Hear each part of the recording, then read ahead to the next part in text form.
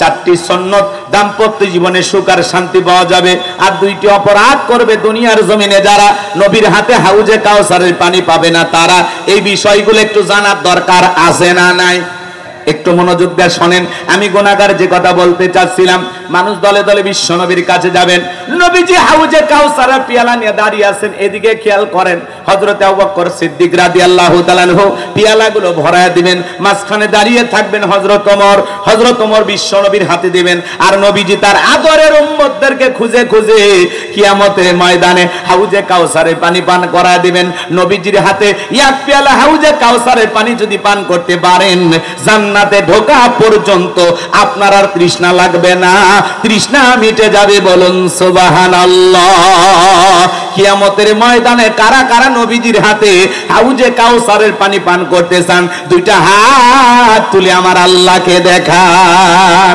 আল্লাহ আমাদের সবাইকে কিয়ামতের ময়দানে নবীজির হাতে হাউজে কাউসারের পানি পান করা তৌফিক দান করুন। জোরে বলুন আমিন। আর একটু জোরে বলুন আমিন। আরো একবার বলেন আমিন। আল্লাহ আমাদের সবাইকে নবীজির হাতে হাউজে কাউসারের পানি পান করার তৌফিক দান করুন। সেই তালিকায় আমাদের নামগুলো আল্লাহ লিখে নেন। জোরে কোন আমিন।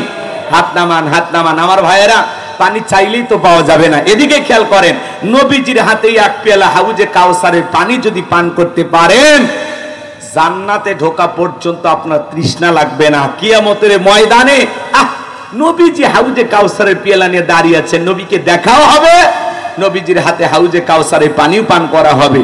আল্লাহর হাবিবের হাতে হাউজে কাউসারের পানি আর আল্লাহর আরশের নিচে ছায়া যদি ভাগ্যে জুটে যায়, এই মানুষের আর কোনো টেনশন নাই, সেই মানুষটা হবে জান্নাতি। বলুন সুবহানাল্লাহ।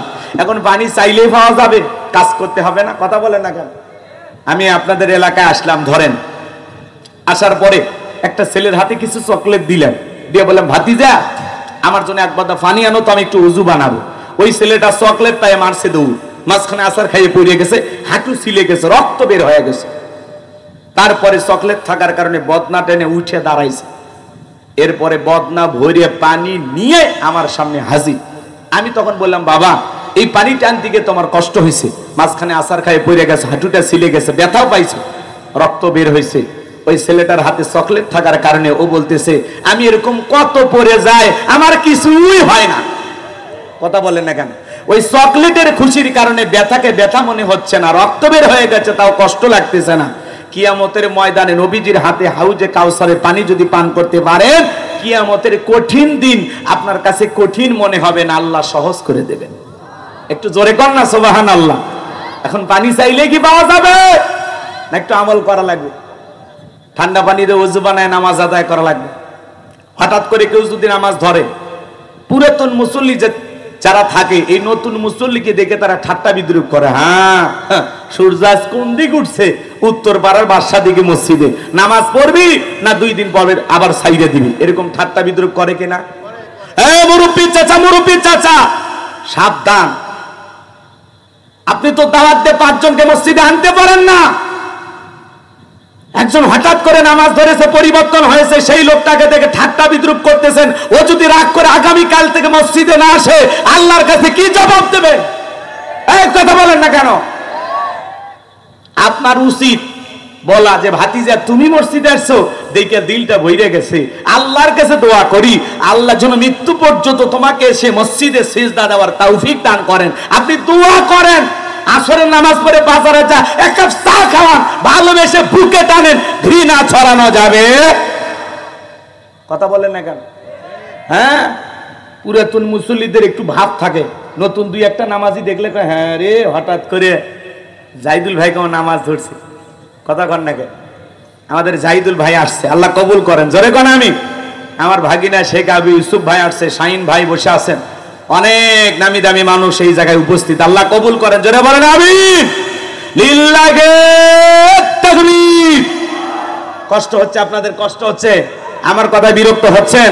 তাহলে এদিক খেয়াল করেন, কেউ যদি মসজিদে আসে ঠাট্টা বিদ্রুপ করা যাবে? হঠাৎ করে একটা মানুষকে যদি আল্লাহ হেদায়েত দান করে, আপনার সমস্যা কি? ও 2 দিন নামাজ পড়ুক আর 2 ওয়াক্ত পড়ুক, আপনার সমস্যা আছে? ওই দেখি তো তোর নামাজ কয়দিন থাকে। ও মানে মসজিদের সিসি ক্যামেরা, কে আসে কে যায় খবর রাখে। কথা কন ঠিক কিনা? যুবক বয়সে একটু দাড়ি রাখতে, ওইটা নিয়েও সমালোচনা। এই বয়সে দাড়ি রাখলি কথা কর না। যুবক বয়সে দাঁড়িয়ে রেখে বউ নিয়ে ঘুরতে গেছে, কয় ভাবি আসসালামু আলাইকুম, সাথে চাচার খবর কি? বাড়িতে এসে বউ রাগ করে, তোমার সাথে বাহিরে যাওয়া যায় না কেন? কয় আমারটাকে ভাবি আর তোমারটাকে চাচা। যেই বউ নবীর সুন্নত দাড়িকে মহব্বত করে না, ওই বউ আপনাকে 100% ভালোবাসা দিতে পারে না। কথা বলেন ঠিক কিনা? এই দাড়ির ভিতরে আছে কার প্রেম? মদিনাওয়ালার প্রেম। কথা বলেন ঠিক কিনা? পৃথিবীর সকল নবীদের মুখে দাড়ি ছিল। কথা বলেন ঠিক কিনা? রাগ করেন, রাগ করেন। দাড়ি হলো পুরুষের সৌন্দর্য। মহিলার মুখেও দাড়ি নেই, পুরুষের মুখেও দাড়ি নেই। কথা কর না কেন? এজন্য দাড়ি রাখবেন। বেলেট লাগানেন, একটু কষ্ট হয় না? এই যে কাটেন, একটু কষ্ট হয় না?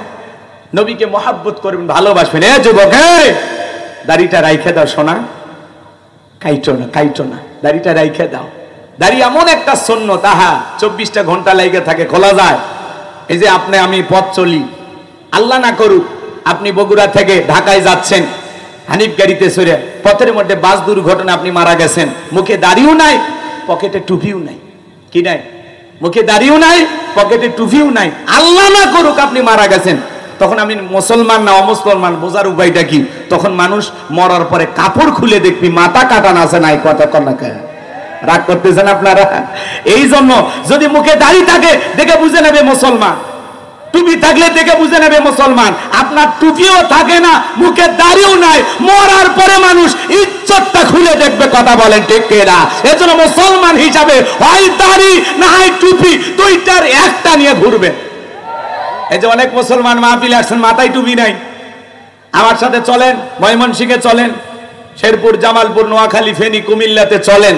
ওই এলাকার মানুষ দেখবেন এমন ভাবে মাহফিলে আসে, মনে হয় ঈদের নামাজ পড়ার জন্য যাচ্ছে অথবা জুমার নামাজ পড়ার জন্য যাচ্ছে। কি সুন্দর সাইজা গুইজা, মাথায় টুপি দিয়া, কি সুন্দর জান্নাতি পরিবেশ, দেখাই ভালো লাগে। কোন সুবহানাল্লাহ। তো এরকম শ্রোতা হওয়ার দরকার আছে না নাই? এখন যদি শ্রোতা হয় ওইরকম যে বিড়ি একটা খাইলো, মাঝখানে টান দিয়ে এসে বসলো, আবার একটু বিড়ির পিনি করছে, উঠে যা আবার একটা টান দিল, বাড়ি চলে গেল। অটো নিয়ে আসছে, ওয়াজ শুনতে যাওয়ার বেলায় করছে না বৈশাখের গান দে। কথা কয় না কে? এরকম মুসলমানও আছে না নাই? তবে বগুড়ায় নাই, কিন্তু বগুড়ায় নাই, এগুলো অন্য জেলায় আছে। বগুড়ার মানুষ আল্লাহর ওলি। রাগ করতেছেন নাকি আপনারা? আমার ভাইয়েরা, তাহলে হাউজে কাউসারের পানি যেমন তেমন ভাবে চাইলেই হবে না। হাউজে কাউসারের পানি পান করতে গেলে কাজ করতে হবে দুইটি। জোরে বলেন কয়টি? নবীর উম্মত হিসাবে কারা কারা সেই দুইটি কাজ করবেন? দুই হাত তুলে দেখান। কাজ করবেন তো ইনশাআল্লাহ? হাত নামান। কাজ করতে হবে কয়টি? আরো জোরে। আল্লাহ তাআলা সেটা 2 নম্বর আয়াতে জানিয়ে দিয়েছেন। আমি কি ওয়াজ করব না দোয়া করব? কি বলেন? ওয়াজ কি চলবে? চলবে। শুনবেন তো ইনশাআল্লাহ?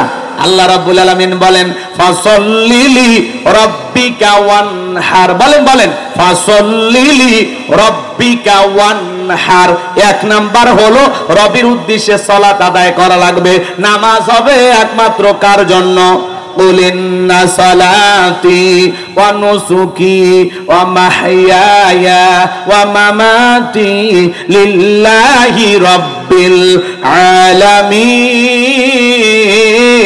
العالمين। সূরা আনআম আয়াত নাম্বার 162।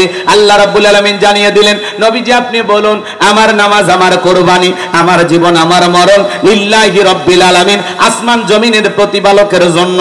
তাহলে মুমিন জীবনের সব ইবাদত হবে একমাত্র আল্লাহ তাআলাকে রাজি খুশি করার জন্য। কথা বলেন ঠিক কিনা? ফাসাল্লি রাব্বিকা, রবের উদ্দেশ্যে সালাত। যেমন তেমন ভাবে নামাজ পড়লে হবে না। নামাজ পড়া লাগবে একমাত্র আল্লাহ তাআলাকে রাজি খুশি করার জন্য, রবের সন্তুষ্টি অর্জনের আশায়। কথা বলেন ঠিক কিনা? নামাজ যদি নামাজের মতো আদায় করেন, আমার আল্লাহ রাব্বুল আলামিন বলেন ফালইয়াবুদু রাব্ব হাযাল বাইত আল্লাযী আত'আমাহুম মিন জু' ওয়া আমানাহুম মিন খাউফ। আরেকটু জোরে বলেন আল্লাহু আকবার। আমার আল্লাহ রাব্বুল আলামিন বলেন এই ঘরের মালিকের ইবাদত করো। ইবাদত যদি ইবাদতের মতো হয়, বান্দার নামাজ যদি নামাজের মতো হয়, যে বান্দা 5 ওয়াক্ত সালাতে মাথা নত করে আমি আল্লাহকে সিজদা দিতে পারে, বান্দারে তোর নামাজ যদি নামাজের মতো হয়, রুকু সিজদা যদি সঠিকভাবে করতে পারো, আমি আল্লাহ রাব্বুল আলামিন তোমাকে দুইটা জিনিস দেব। যে বান্দা নামাজের মতো নামাজ আদায় করবে, রবকে খুশি করার জন্য সালাত আদায় করবে, আমার আল্লাহ সেই বান্দাকে দুইটা জিনিস পুরস্কার দেবে। এক নাম্বার, আল্লাহ ডেকে বলে বান্দা আল্লাযী আত'আমাহুম মিন জু, আমি আল্লাহ এক নাম্বার তোমাদের জন্য রিজিকের ব্যবস্থা করে দেব। বলুন সুবহানাল্লাহ। রিজিক দেওয়ার একমাত্র মালিক কে? ও বগুড়ার মুসলমান ভাইরা, আপনার আমার এলাকায় রাত 1টা 2টার দিকে একটা প্রাণী বের হয়, কু কইয়া চিল্লাই, ওর নাম শিয়াল পণ্ডিত। চেনেন না? ওর নাম কি বলেন? শিয়াল পণ্ডিত। ওর নামে কি বগুড়া শহরের ব্যাংকের অ্যাকাউন্টে টাকা আছে, ওর নামে কি মুরগির হোটেল আছে। কিন্তু বলেন তো বাজান, ওই শিয়ালটারে খাওয়াই কে? আরেকটু জোরে কও, কষ্ট হয়।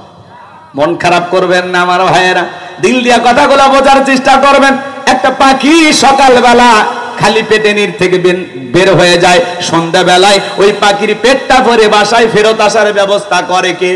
আল্লাহ যদি একটা পাখিকে খাওয়াইতে পারে, শিয়ালকে খাওয়াইতে পারে, আমরা হলাম আশরাফুল মাখলুকাত, কুনতুম খায়রা উম্মাতিন উখরিজাত লিন-নাস। আল্লাহ বলেন তোমাদেরকে উত্তম জাতি বানাইলাম, ভিআইপি বানাইলাম, মর্যাদার আসনে বসাইলাম।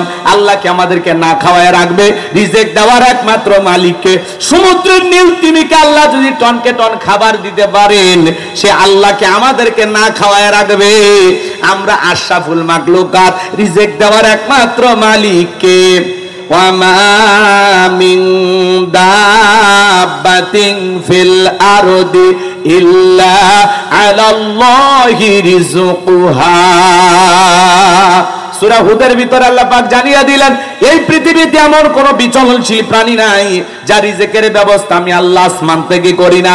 ওই আটলান্টিক মহাসমুদ্রের ৩৩,০০০ ফিট গভীর অতল পানি নিচে থাকা ছোট্ট একটা প্রাণী, তার রিজিকের ব্যবস্থাও আমি আল্লাহ আসমান থেকে করি। বলুন সুবহানাল্লাহ। তাহলে নামাজের মতো আদায় করলে 1 নাম্বার রিজিক দেবেন তিনি কে? আর 2 নাম্বার, ও আমানাহুম মিন খাউফ, আল্লাহ তাআলা সকল ভয় থেকে নিরাপত্তা দিবেন। আমাদের অন্তরে ভয় আছে না নাই? আপনি বিকাশের দোকানদার, রাত 2টার দিকে বগুড়া শহর থেকে আপনি বেজোড়া ছকপাড়ায় আসবেন, রাত 2টা বাজে, মনে মনে ভাবতেছেন আল্লাহ পকেটে আমার 2 লাখ টাকা আছে, নিয়ে আমি বেজোড়া চকপাড়া পর্যন্ত পৌঁছাইতে পারবো নাকি ছিনতাইকারী কবলে পড়ে টাকা জান 2টাই হারাবো? ভয় আছে না নাই? চুরি ডাকাতির ভয় নাই?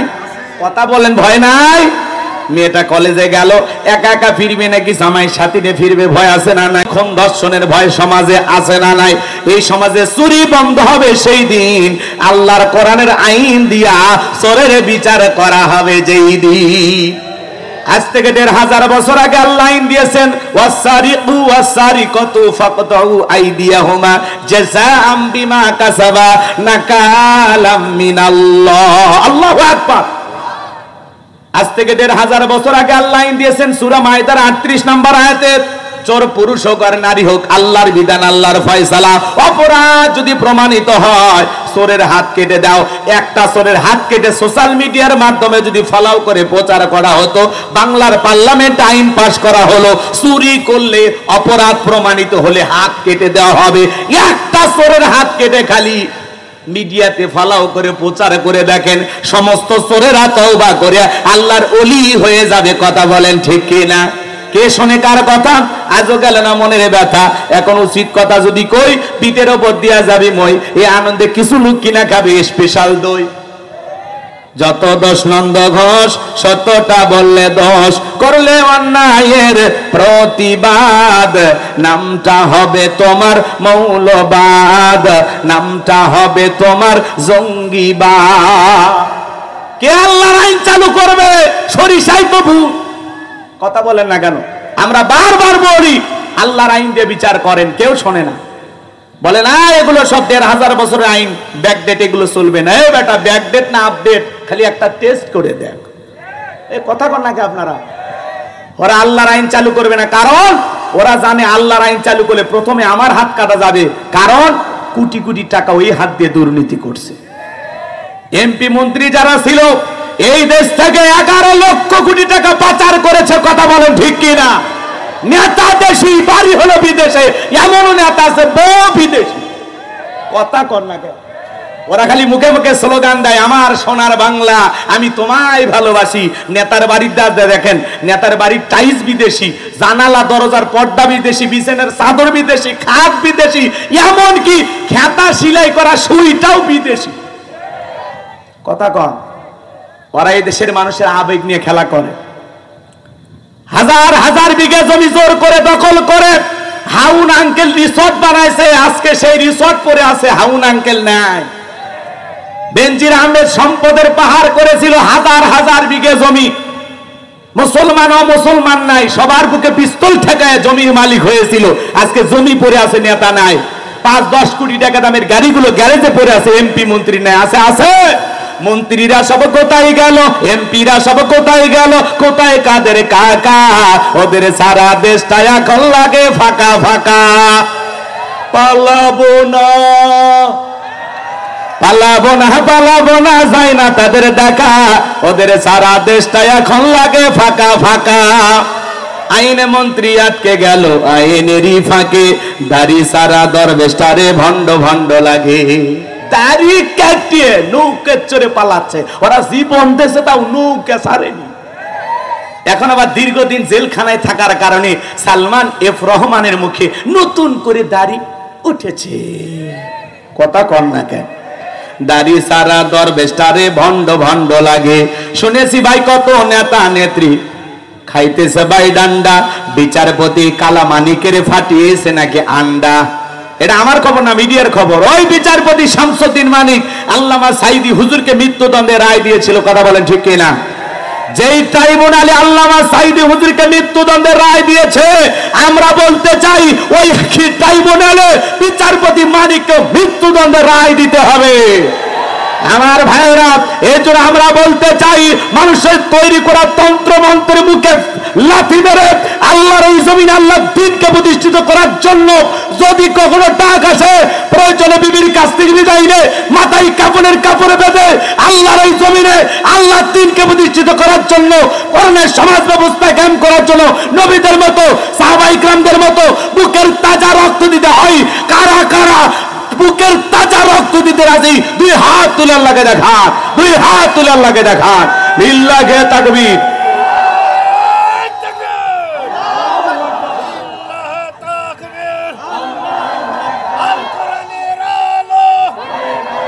লিল্লাহি তাকবীর। হে বগুড়ার মুসলমান, তাকবীর দিতে ভয় পান? এই জমিনে আল্লাহর আইন চালু হোক, আপনারা সবাই চান না? তাহলে 2 হাত সোজা করে তোলেন। আমি কি হাত নামাইতে বলেছি? হাত নামাইতে বলেছি? হাত সোজা করেন, টান টান করে হাত তোলেন। ওই যে মাঝে মাঝে হাত দেখা দেখা যায়, 2 হাত সোজা করার শক্তি না। আপনি পুরুষ মানুষ, দুধ ডিম ভিটামিন ক্যালসিয়াম মাঝে মাঝে কিনে খাবেন, একেবারে দুর্বল হলে চলতে পারবেন না। সোজা করেন, সোজা করেন, সোজা করেন। কেউ হাত নামাবেন না, এমন একটা জোরে আওয়াজ দিবেন, তাকবীর দিবেন। ওই মেলাতে 2-4 জন যদি ঘরে, ওরা যেন আওয়াজ শুনে বোঝে না খেলা শুরু হয়ে গেছে। আশেপাশে যারা আছে তারা যেন বোঝে না প্রধান মেহমান চলে আসছে, ওই কয়েক মিনিটের মধ্যে চলে আসবে। লিল্লাহি তাকবীর। আর সোজা করেন, কেউ হাত নামাবেন না। আমার আল্লাহ রাব্বুল আলামিন বলেন, ইন্নাল্লাহা